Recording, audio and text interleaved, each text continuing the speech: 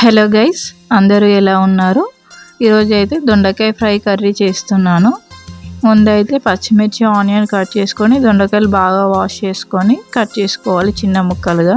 Cut చేసుకున్న తర్వాత stove on చేసుకొని ఒక గిన్నె పెట్టుకొని ఆ గిన్నె హీట్ అయిన తర్వాత ఆయిల్ వేసుకోవాలి. ఆయిల్ హీట్ అయిన తర్వాత కొంచెం ఆవాలు జీలకర్ర వేసుకొని అవి చిట్పట్లాడిన తర్వాత కట్ చేసుకున్న పచ్చిమిర్చి వేసుకోవాలి. అలాగే ఆనియన్ వేసుకొని కొంచెం సాల్ట్ వేసుకొని గోల్డెన్ బ్రౌన్ కలర్ వచ్చేంత వరకు ఫ్రై చేసుకోవాలి.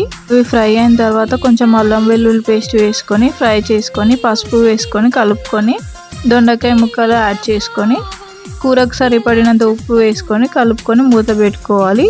సగం వరకు ఉడికిన తర్వాత దీంట్లోకి కారం కూడా యాడ్ చేసుకొని కలుపుకొని మూత పెట్టుకోవాలి.